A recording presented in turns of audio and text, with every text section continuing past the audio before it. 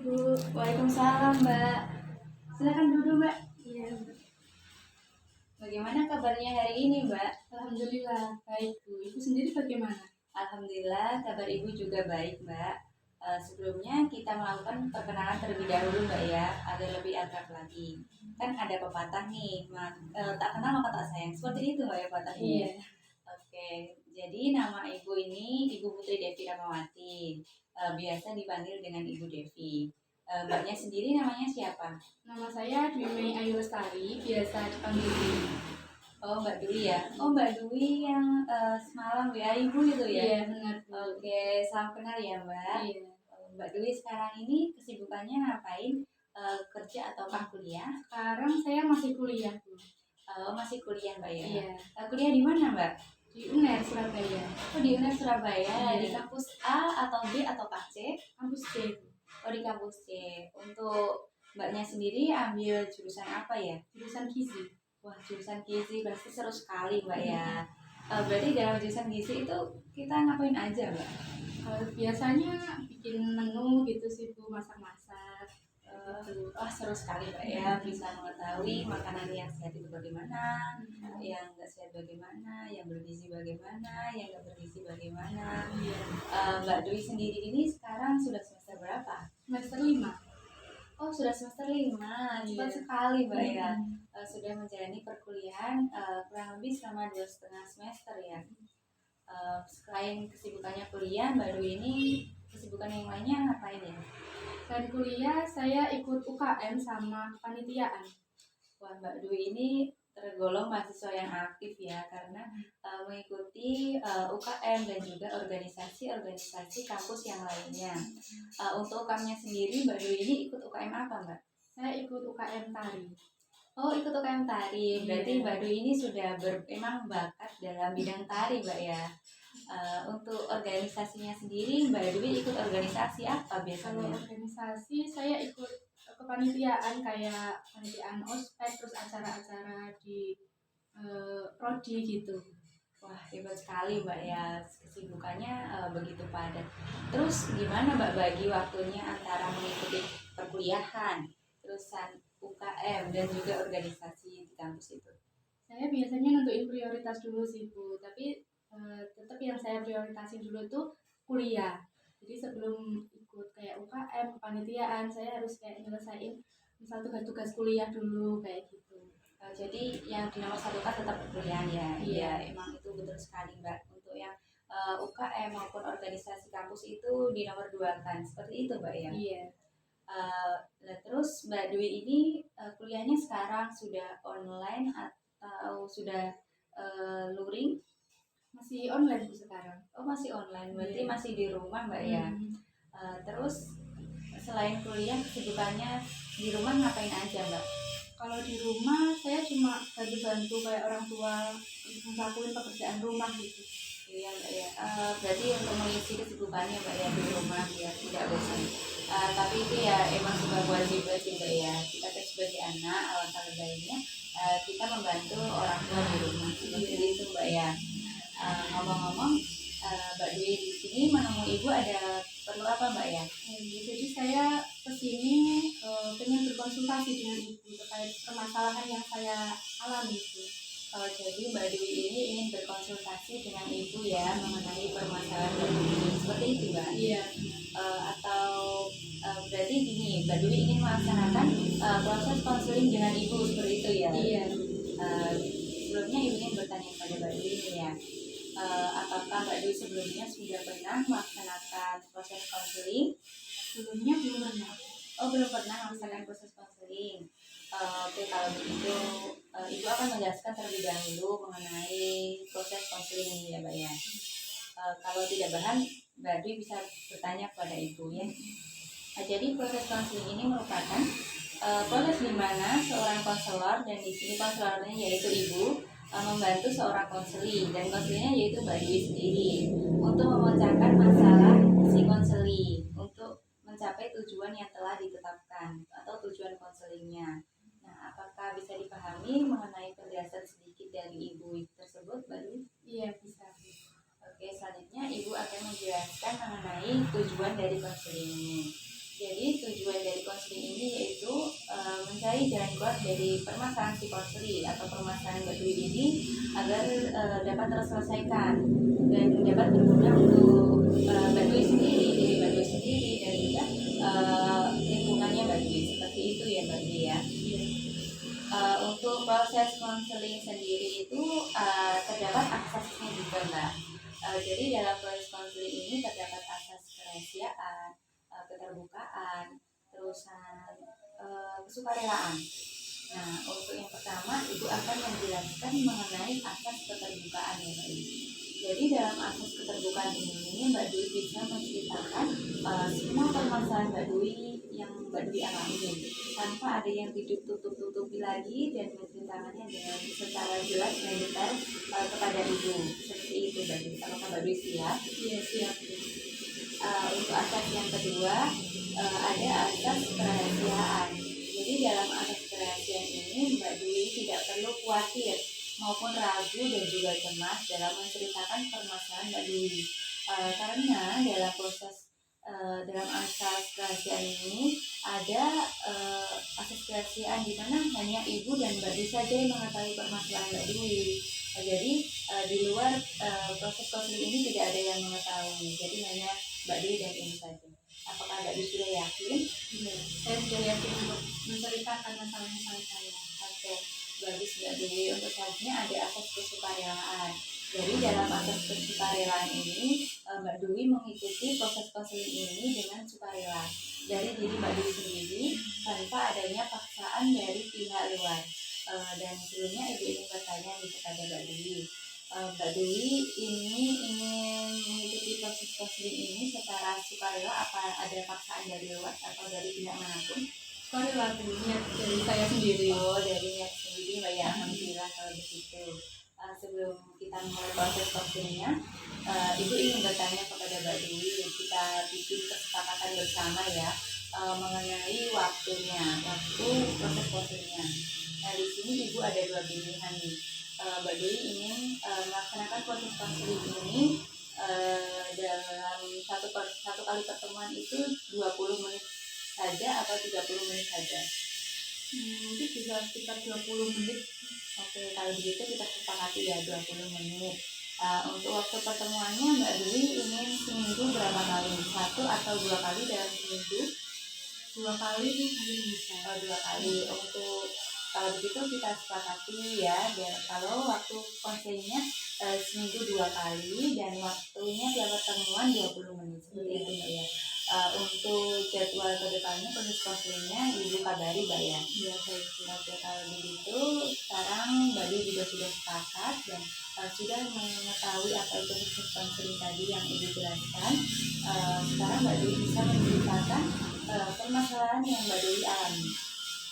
Jadi selama perkuliahan ini saya sering mengalami rasa malas gitu kalau lagi kuliah, kadang kurang semangat gitu waktu Zoom meeting gitu. Jadi Mbak Dwi ini kayak kurang semangat dan juga kurang aktif dalam menjalani perkuliahan secara daring. Seperti itu Mbak Dwi. Iya, benar. Sebelum Mbak Dwi menceritakan lebih detail lagi, Ibu ingin bertanya kepada Mbak Dwi ya. Tujuan Mbak Dwi mengikuti proses konseling ini itu seperti apa? Tujuannya saya ingin lebih mendapatkan motivasi supaya saya lebih semangat dan nggak malas lagi waktu menjalani kuliah. Bagus sekali ya Mbak Dwi ya, karena Mbak Dwi ini mempunyai tujuan yang baik sekali karena ingin lebih aktif dan juga lebih semangat dan lebih memotivasi dirinya lagi agar bisa lebih semangat dalam menjalani perkuliahan meskipun secara daring. Seperti itu Mbak ya. Iya. Sekarang Mbak Dwi bisa menceritakan permasalahannya lebih detail lagi dan lebih jelas lagi agar kita bisa mencari jalan keluarnya bersama-sama. Seperti itu Mbak Dwi. Silakan. Jadi masalah saya itu waktu kuliah gitu biasanya saya di tengah perkuliahan gitu biasanya ngerasa kayak malas gitu, terus kayak capek, gampang capek, terus sulit konsentrasi, kurang semangat gitu Bu. Jadi kadang penjelasan dari dosen itu kurang tertangkap sama saya, kurang paham gitu saya sama penjelasan dosennya. Selain itu saya juga jadi kurang aktif karena malas tadi, kurang aktif dalam menanggapi pertanyaan dari dosen, menanggapi kayak ngasih komentar ke teman-teman saya yang misalnya kita presentasi kayak gitu-gitu. Jadi permasalahan Mbak Dwi ini kurang semangat, kurang aktif, dan kurang aktif dalam memberikan komentar jika dosen bertanya seperti itu Mbak ya.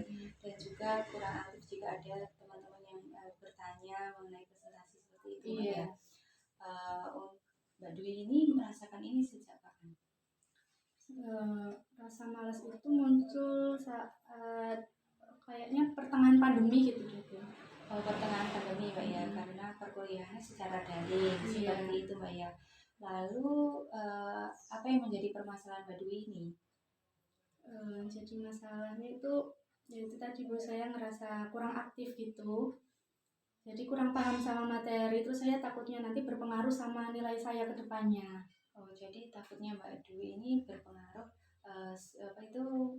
untuk nilainya Mbak ya. Iya. Jadi akibatnya Mbak Dwi sudah tahu ya mengenai permasalahan Mbak Dwi ini, karena takut apa itu tadi berpengaruh terhadap nilainya seperti itu Mbak ya. Untuk harapan Mbak Dwi ke depannya ini seperti apa? Harapannya saya ingin lebih bersemangat lagi, nggak malas, terus lebih aktif lagi waktu kuliah gitu, supaya saya bisa lebih paham materi dan nilai saya juga lebih stabil gitu. Oke, jadi harapan Mbak Dwi ini, Mbak Dwi ingin lebih semangat lagi dan lebih aktif lagi agar nilai Mbak Dwi ini tidak turun dan tetap stabil ataupun bisa naik seperti itu Mbak ya. Oke, harapan Mbak Dwi ini sudah bagus sekali ya. Untuk planning kedepannya ini Mbak Dwi seperti apa? Planning kedepannya mungkin saya bisa melakukan hal-hal yang sekiranya bisa memotivasi saya untuk lebih bersemangat lagi waktu kuliah. Mungkin saya bisa mandi dulu sebelum melakukan perkuliahan, terus waktu melakukan Zoom meeting itu saya bisa on kamera, terus setelah itu saya bisa menyediakan air kalau misal saya ngantuk atau kurang konsentrasi, saya bisa minum air putih kayak gitu. Oke, jadi planning yang Mbak Dwi buat ini sudah baik sekali ya. Hanya saja Mbak Dwi di sini hanya perlu sebuah penguatan seperti itu Mbak ya. Iya. Jadi di sini Ibu akan menerapkan salah satu teknik dalam proses konseling. Jadi teknik ini berupa teknik reinforcement. Jadi teknik reinforcement ini berupa teknik penguatan, di mana akan memberikan penguatan kepada Mbak Dwi agar bisa lebih semangat dan lebih aktif lagi dalam menjalani perkuliahan. Seperti itu Mbak Dwi. Apakah bisa dipahami? Iya, bisa dipahami. Oke, baik. Lalu mengenai planning Mbak Dwi tadi, apakah semuanya sudah bisa terlaksana dengan baik? Untuk sementara ini baru beberapa sih Bu, dan itu juga nggak konsisten gitu. Apa yang membuat Mbak Dwi ini tidak konsisten mengenai planning Mbak Dwi tersebut? Mungkin tadi kurang motivasi gitu, jadi semangatnya kadang berkurang gitu. Motivasi apa yang Mbak Dwi inginkan? Saya pengen lebih dapat dukungan aja sih Bu, kayak dari lingkungan juga gitu. Misal dapat lingkungan yang nyaman, terus sepi gitu, nggak yang rame banget kayak gitu. Untuk lingkungannya Mbak Dwi ini sekarang bagaimana? Kalau lingkungannya sekarang, kalau pagi sih masih sepi gitu Bu. Kalau ramenya itu biasanya antara siang dan sore gitu. Oke, jadi Mbak Dwi ini hanya ingin lingkungannya itu seperti kayak hening seperti itu Mbak. Tapi tidak apa-apa Mbak, meskipun tidak hening, hanya asalkan kita merasa nyaman gitu Mbak ya. Untuk planning tadi kan hanya saja sudah dapat terlaksana tapi belum sepenuhnya terlaksana Mbak ya. Iya. Hanya saja kayak kurang berkomitmen seperti itu Mbak ya. Untuk Mbak Dwi sendiri, penguatannya Mbak Dwi membutuhkan penguatan yang seperti apa? Penguatannya saya pengen dapat motivasi yang bisa menumbuhkan semangat saya gitu, biar lebih nggak malas lagi gitu. Membutuhkan motivasi yang memotivasi lebih semangat lagi. Motivasi yang Mbak harapkan ini dari mana atau seperti apa Mbak? Iya, motivasinya mungkin bisa dari orang tua juga gitu. Jadi Mbak Dwi ini perlu penguatan dari orang tua seperti itu Mbak ya. Dan menjalankan planning-planning yang telah Mbak Dwi sampaikan seperti tadi, seperti bangun pagi, mandi terlebih dahulu sebelum mulai perkuliahan, kemudian on cam, terus menyiapkan air, terus membutuhkan lingkungan yang nyaman, terusan mencari suasana yang enak saat menjalani perkuliahan, terus membutuhkan dukungan dari orang tua. Seperti itu Mbak Dwi ya. Iya, iya. Kalau hanya berarti kan Mbak Dwi sudah mempunyai planning untuk kedepannya, dan Ibu rasa planning yang Mbak Dwi buat tadi itu sudah cukup baik Mbak ya menurut Ibu. Hanya saja Mbak Dwi ini kurang berkomitmen, seperti itu Mbak. Iya. Untuk kedepannya apakah Mbak Dwi siap untuk berkomitmen mengenai planning Mbak Dwi tadi? Insya Allah saya siap, Bu. Oke, kalau Mbak Dwi ini siap untuk planningnya tadi dan siap berkomitmen, maka akan menjadi lebih aktif dan juga semangat, dan nilai Mbak Dwi akan menjadi lebih baik lagi. Ibu rasa proses konseling kita pada pagi hari ini cukup sampai sini terlebih dahulu, mengingat jam sudah menunjukkan pukul 10.20 ya, karena kan sesuai kesepakatan kita di awal bahwa waktu perkuliahan kita perkuliahan sampai Anda itu waktu konseling kita 20 menit ya. Oke, apa itu berarti bahwa konselingnya kan sudah selesai ya. Untuk pertemuan selanjutnya nanti Ibu akan jadwalkan kembali.